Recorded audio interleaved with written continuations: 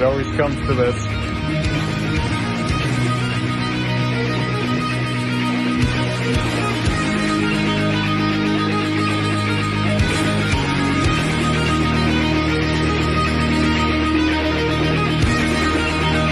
More nice shit.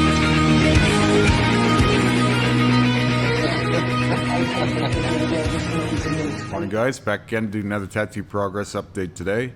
Where I last left off, I showed off the newly reworked or polished chest piece. So you can see we redid all the colors in the front here, like the face, the brain, all this stuff.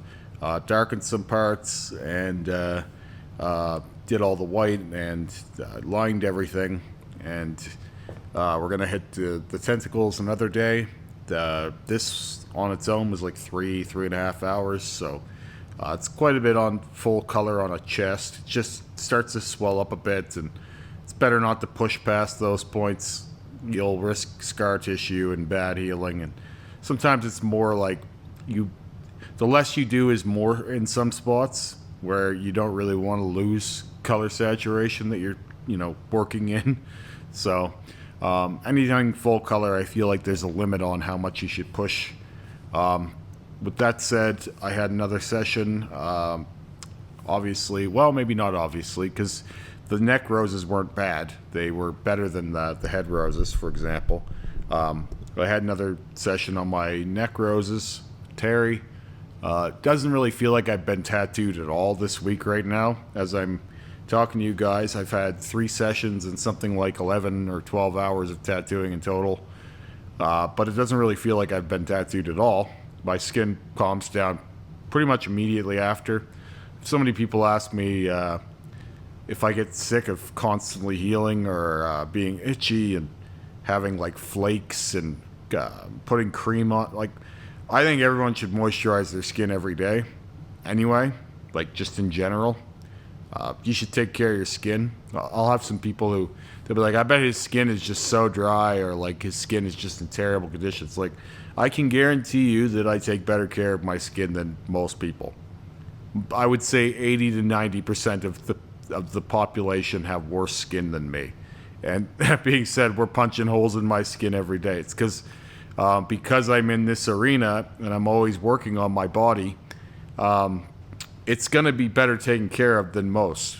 The skin is going to be better taken care of, guaranteed, because I'm more conscious of it, aware of it, and attentive to it. It's a little bit like you take a car out to a car show, you better have it, nice looking or, taken care of. You don't want it dirty. You're going to take it through the car wash for sure. That's present here because Terry, he's a car guy. And like, I'm not a car guy. My car is just it's a nice car, but it's just from point A to point B type deal. And like, I'm not taking my car to the car show, but he could take his in. It's the same thing. Anything you're doing that you're passionate about, you're probably taking care of better than a person who isn't passionate about that topic. So it doesn't stand to reason. It should intuit to people that if I'm going to be getting full color tattoos every day, essentially, I would be then wanting my skin to be staying moisturized and hydrated and all of these things. But it doesn't, and some people just don't understand that stuff. We get a lot of people who come in here and they have like crocodile skin. They're like rhinos. They just walk in with like scaly skin, and it's making the job harder every time. Because the more open your skin is, the more receptive it's going to be to ink. So drink lots of water, not just before your tattoo session, but just in general, and you'll have an easier time being tattooed. Same thing, moisturize your skin every day, and the ink will go in easier, and you won't even think about it. It'll save you time. It'll save the tattooer pain and struggle, and you'll have brighter, more vibrant tattoos. If I didn't take care of my skin, none of my tattoos would show through the way they do. Especially not now, where everything we're doing is dulled down by not just the black, but by the white, the red, the whatever other colors that I've had in these things. It's not just black that's under all of this. And so I find it funny when people will assert things like, well, the black's coming back one day, get ready. It's like, well, by that logic, the red should be coming back too. The other colors that I've covered should be coming back too. Because if it's all just building layers, like some dopey tattooers have assumed, that the ink rests in different layers and the top layer is brighter for a while and then it goes back down and mixes with the thing. But if any of that shit were true, then the bottom of me is red or other colors in places, not black. So it wouldn't turn back to black. It would turn back to the first colors, which is not going to happen, by the way, because that's not how the body actually reacts to ink. That's all like weird superstitious nonsense propped up by people who, if they had their way, we'd all be living in caves afraid of fire. That's essentially what really old head tattooers that cannot learn new tricks are basically equivalent to. You need weird test subjects like myself, science experiments, and people who are otherwise not that attached to the aesthetics or the meaning of tattoos to go out on the fucking far fringes and find what actually is true and what does work. And if not for those people, and there have been a few, that's what drags this culture forward. I'm not giving myself the big pat on the back. It's just if we just did things safe that we thought will work and will assure positive results every time with no chance of failure, we don't get anywhere. And that's in culture at all. That's how you stay stagnant and complacent and get nowhere in life. That's the same personally as well, by the way. You can apply that to all of your relationships and all of your financial situations and personal endeavors. If you stay safe, you will get very little upward momentum. You have to go out, risk the biscuit sometimes in order to grow in any direction. That's a universal fact. You can make small incremental gains towards a status quo success by staying safe and playing a very ordinary kind of mediocre game, if you'd like. But the real strides are always going to be found going out into the unknown and doing things that people previously thought weren't possible.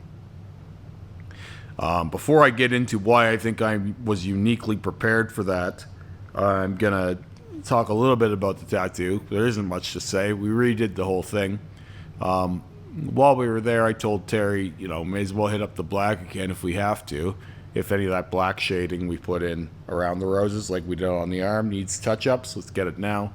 He didn't really think that he needed it right now, but we'll always be back in the area. The more I look at this, the more I think I should probably do a second pass on the thorns.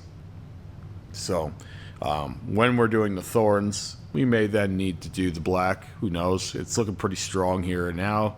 They have that kind of neon glow.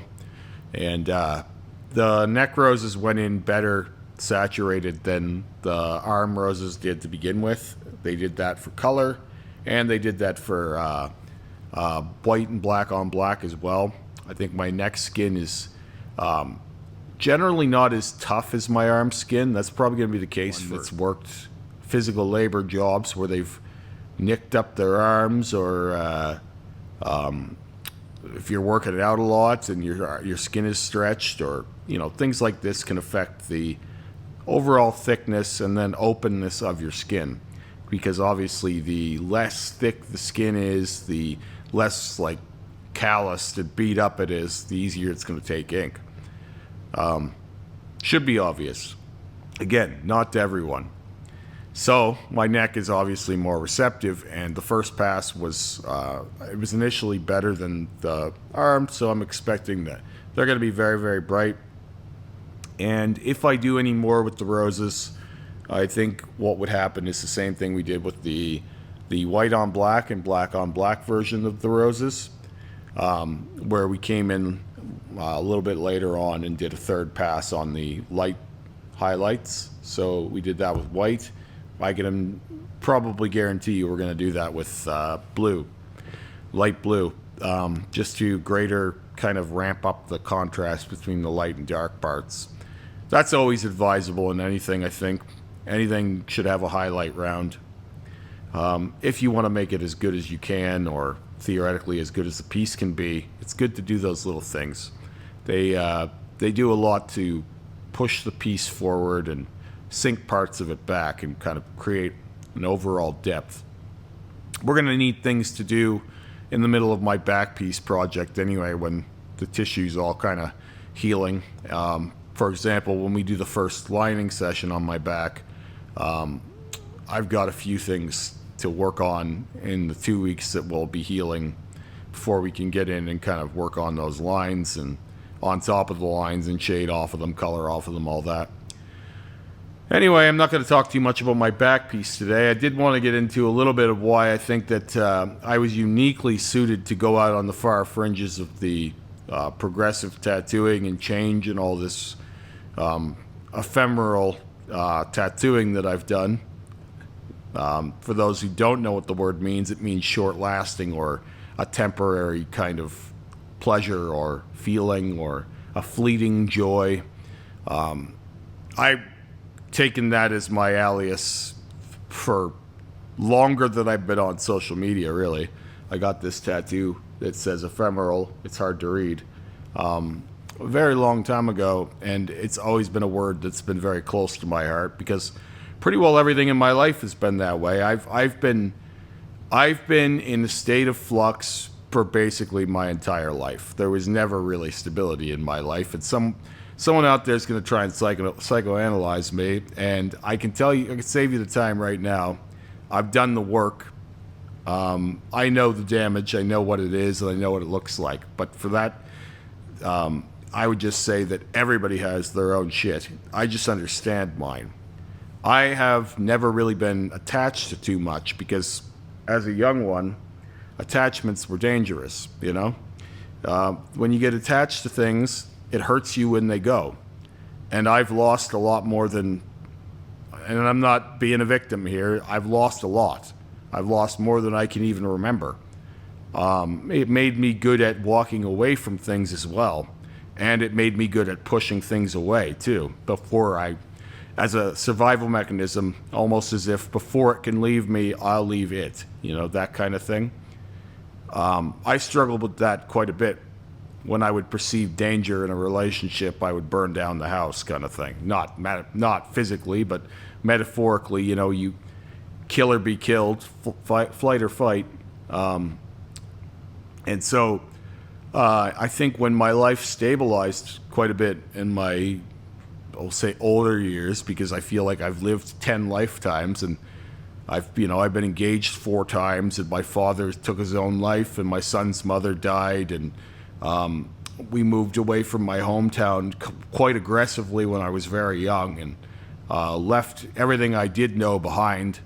And even just on a small scale, friendships, because we moved so often, were always just kind of, you make a friend for the day. You don't make a friend for life. I had very few friends that I would call lifelong friends, and a few of them are passed away. Most of those I met through work, and so it was more like a camaraderie in war than it was like a friendship of pleasure. It was more like forged in the heat of battle.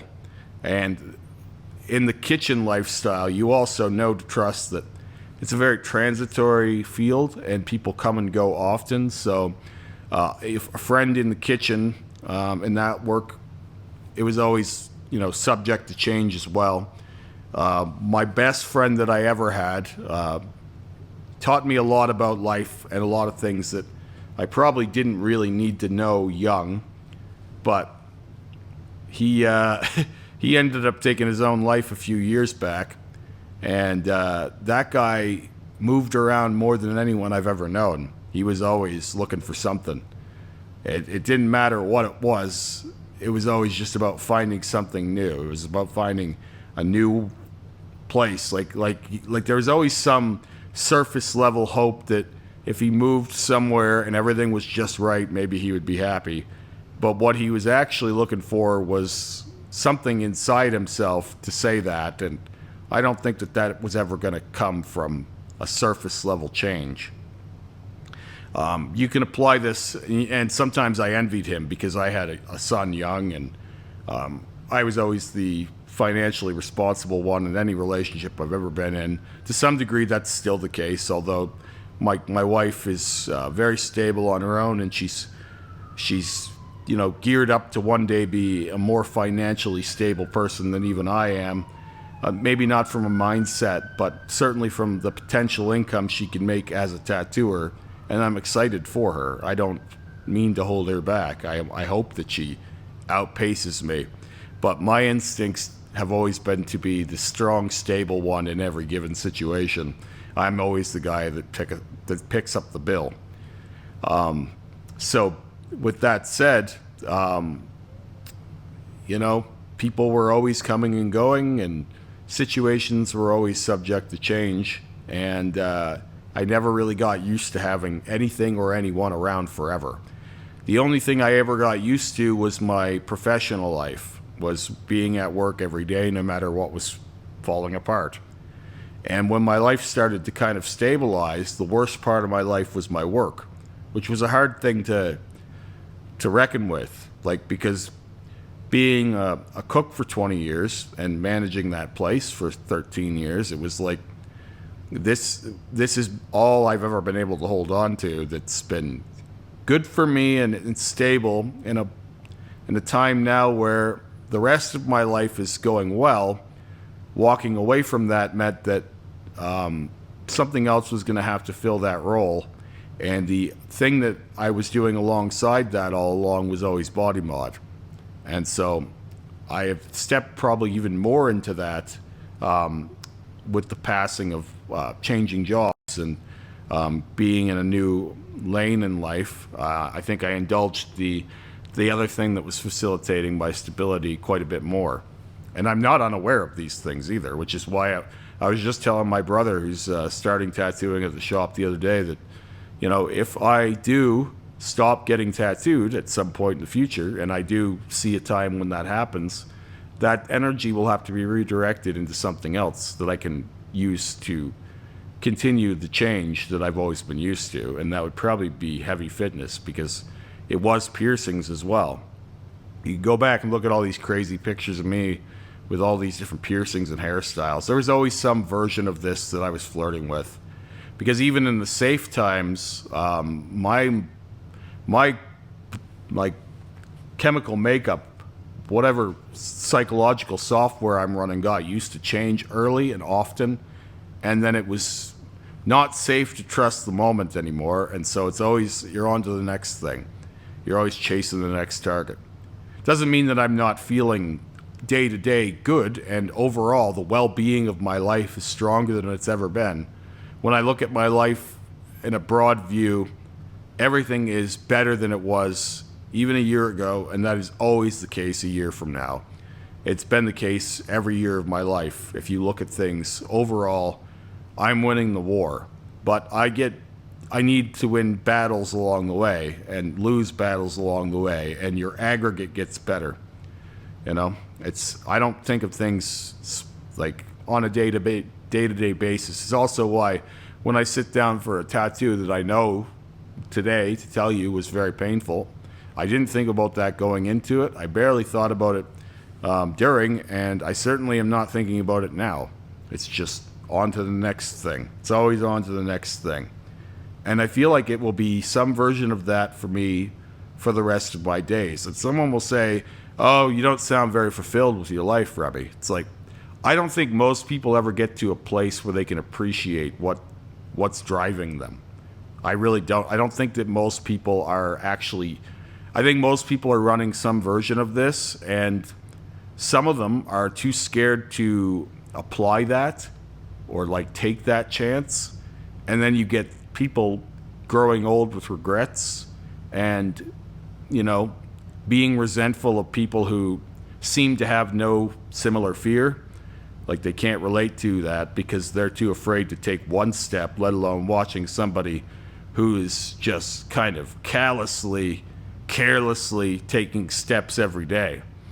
And then there'll be someone who thinks, "Oh, well, it's not normal to do that." It's It's like, no, I think what normal is for most people is complacency and total apathy towards themselves and a total misunderstanding of what makes them happy to begin with. So if by that definition my journey through life is not normal or abnormal or something to be fixed, I would prefer to be broken. So, yeah, I got a lot of thoughts on the topic of, overall why I am the way I am. And I'm certainly not unexamined. For anyone to sit there and go, that guy's crazy, just as a flat out, it's like, yeah, we're all crazy. It's just, you should get to know what kind of crazy you are, what makes you tick and why, and then you can have some input on it. You can have some direction in the matter, and you can make sure that you're doing things that align with your goals and do go with your life, and you can actually make those things work for you, or you can get worked by them. And if I was getting worked by them, I would actually look quite a bit different than I do now. Just trust me, because there are all kinds of impulses you'll have, and if you're not constantly questioning your own motives and thinking about who you are and what you want, you're going to end up in all kinds of places you didn't mean to be, and you're gonna start lashing out and blaming others for it rather than taking accountability and understanding that you're the person who got you into this situation. Life did all kinds of things to you, and it was your job to respond to those things, not behave like a leaf in the wind and you have no say in the matter. You just kind of along for the ride, I have been along for the ride, but for most of it I've been driving.